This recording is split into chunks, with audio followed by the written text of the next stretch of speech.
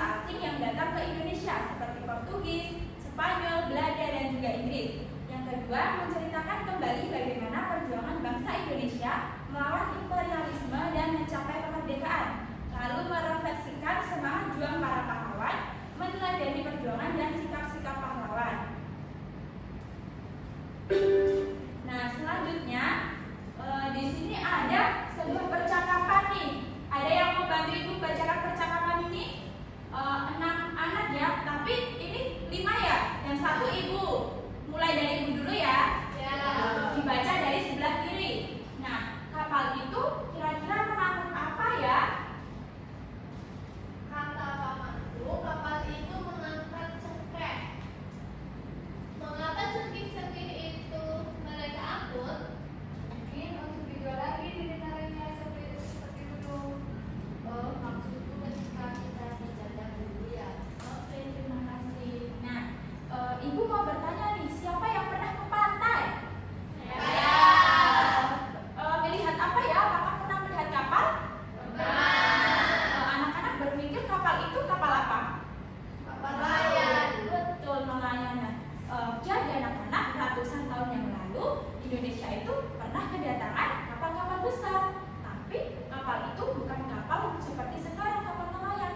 Tapi kapal itu kapal untuk berlayar dari datang bangsa asing itu seperti Portugis, Spanyol, Belanda, dan juga Inggris yang jauh-jauh datang ke Indonesia untuk menjajah. Nah, jadi bisa dibayangkan ya pengalaman kalian melihat kapal itu bagaimana dulu Indonesia kedatangan bangsa asing untuk menjajah. Nah, selanjutnya di sini ada yang tahu kita mau belajar tentang apa?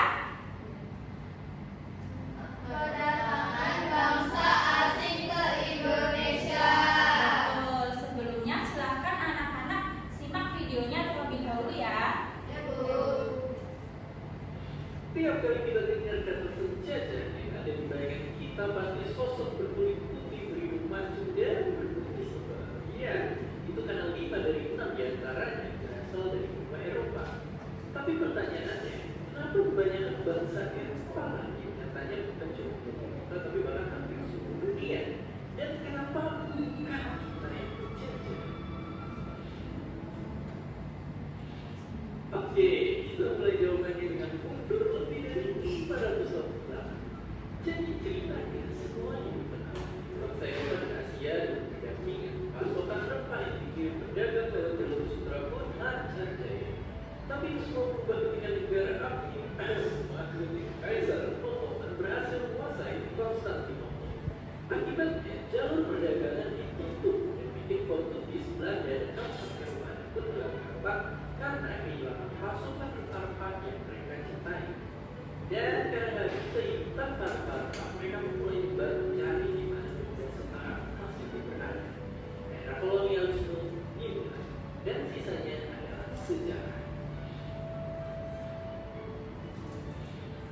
Tapi itu belum jauh pertanyaan, kenapa bangsa Eropa, kenapa bukan bangsa lainnya?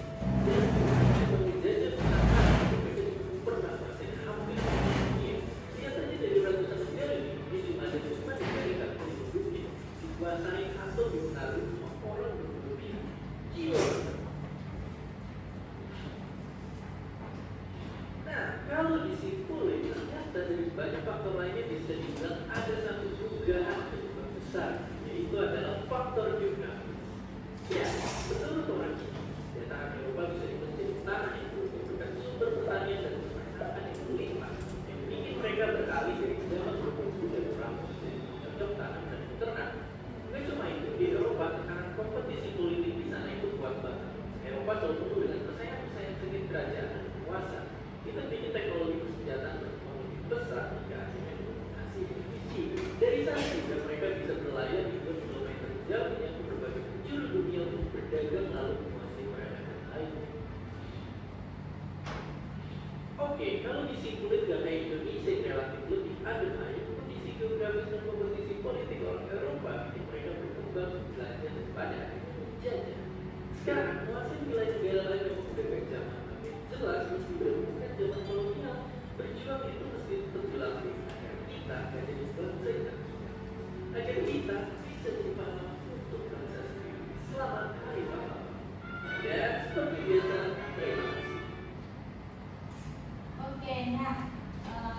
video tadi, tujuan bangsa asing itu datang ke Indonesia untuk apa sih anak-anak? Ini apa?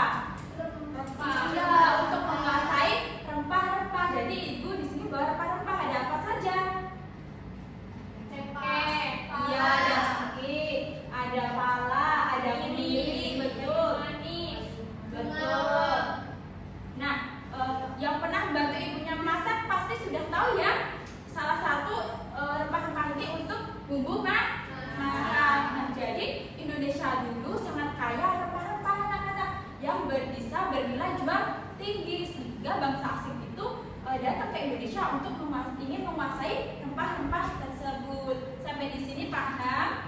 Paham. Oke, kita lanjutkan.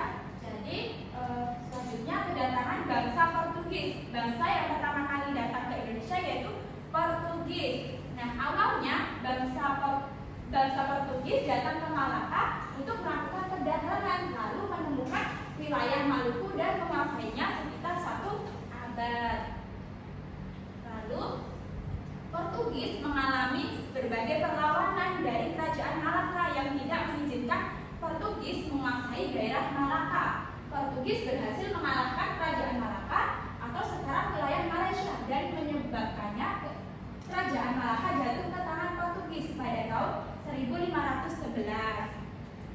Lalu Portugis membuka kerjasama dengan kerajaan-kerajaan yang ada di wilayah Nusantara untuk perdagangan rempah-rempah sampai pada akhirnya berhasil menemukan wilayah Maluku dan menguasai hampir 1 abad, yaitu 1512 sampai 1615. Selanjutnya bangsa yang kedua datang ke Indonesia yaitu Spanyol. Silahkan Nak Dinda dibacakan. Bangsa Spanyol tidak hanya melakukan perdagangan rempah-rempah, tetapi bangsa Spanyol mempunyai tujuan lain yang dikenal dengan istilah gold, glory, dan gospel pada daerah yang dikunjunginya. Datang pertama kali mendarat di Tidore.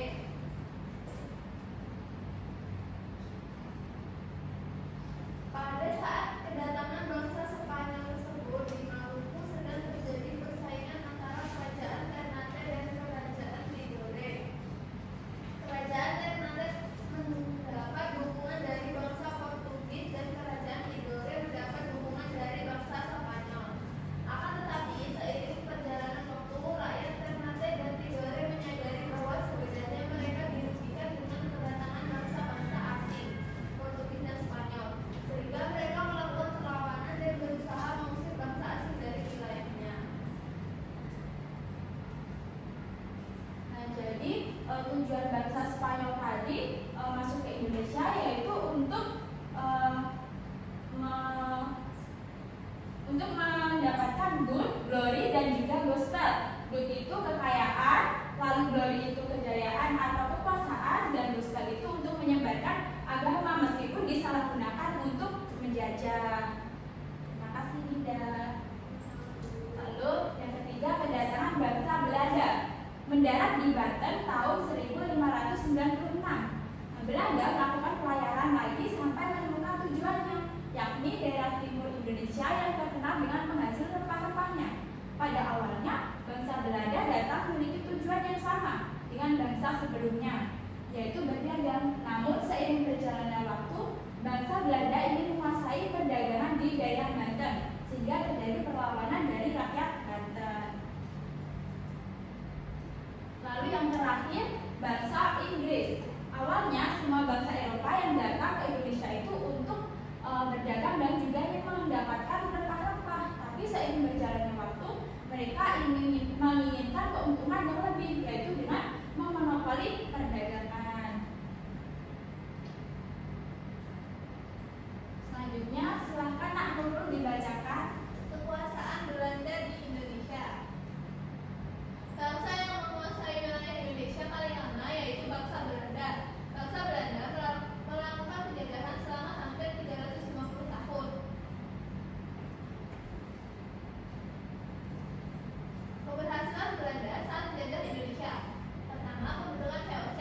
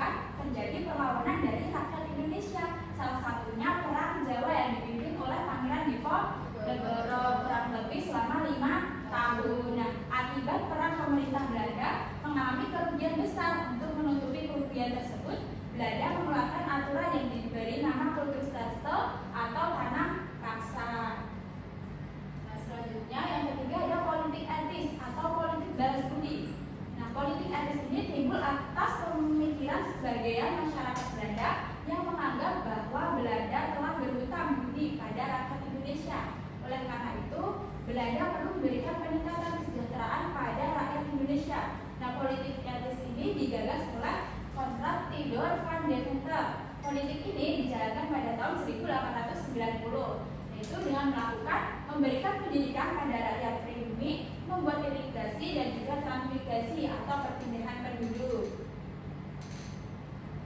Nah, jadi dari keempat bangsa tersebut, anak-anak sampai sekarang masih ingat yang mana sih? Belanda. Nah, Belanda kenapa? Karena paling lama menjajah Indonesia. Berapa tahun anak-anak? 350 tahun. Nah, selanjutnya silakan anak-anak maju ke depan untuk menempelkan yang sesuai dengan kedatangan bangsa asing tersebut. Ada Spanyol, Portugis, Belanda, dan juga Inggris. Silakan yang mau maju ke depan.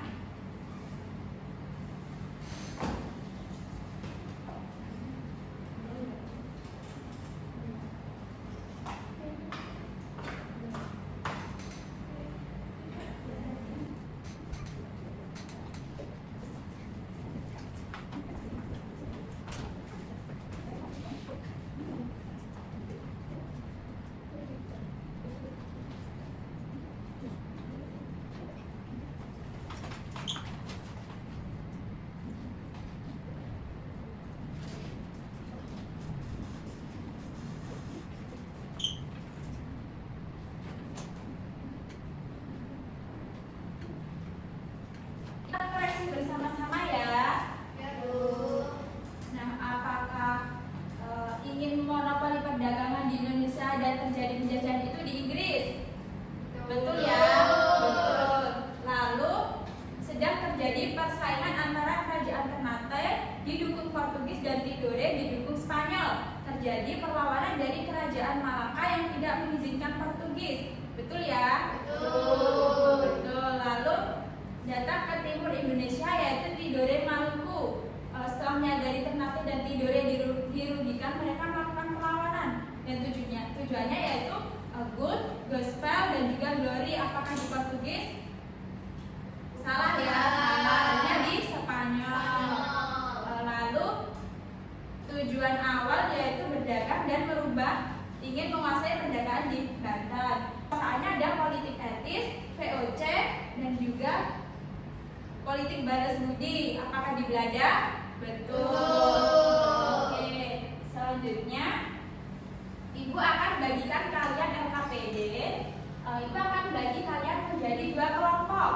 Nah, kelompok 1 ada Nak Dinda, Nak Nurul, dan juga Nak Sari. Kemudian kelompok 2 ada Nak Kesha dan juga Nak Fitri. Jadi nanti kelompok 1 cara pengerjaannya LKPD yaitu carilah informasi di buku paket kalian tentang kedatangan bangsa asing. Kemudian gunting kartu yang sudah disiapkan, lalu tempel kartu tersebut sesuai dengan urutan kejadian. Bisa dipahami? Bisa. Lalu kelompok 2 yaitu situasi masalah. Nanti kalian baca situasi masalahnya terlebih dahulu, lalu kumpulkan informasinya. Setelah itu kalian bisa mengerjakannya. Bisa dipahami ya? Bisa. Apakah ada kesulitan? Tidak. Siap dipresentasikan? Siap. Oke, siapa yang maju duluan? Kelompok 1. 2. Sweet deh, sweet.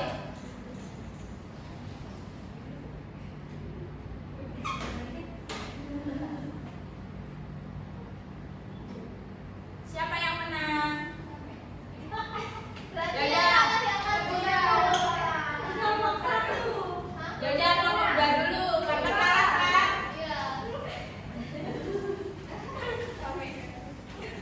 Kami dari kelompok 2 ini mempresentasikan tentang situasi masalah itu cerita nenek di pasar tradisional. Nah, jadi kita disuruh mengumpulkan informasi. Yang pertama, mengapa rempah-rempah sangat berharga? Karena rempah-rempah sangat berharga dan bernilai jual tinggi sehingga ingin menguasainya. Nah, masalah kedua, bangsa-bangsa yang datang. Yang pertama, Portugis. Tahun kedatangannya 1492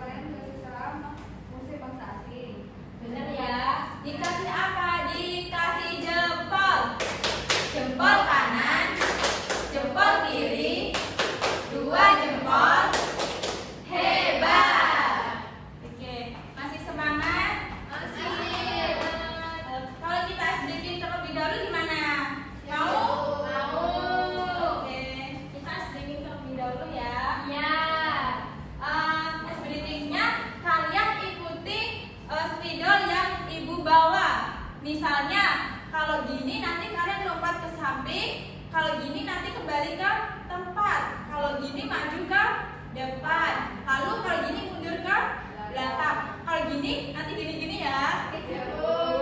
Oke, bisa dipahami? Bisa. Ya, silakan berdiri.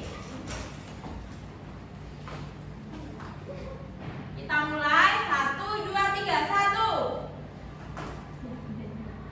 2 1 2 lompat.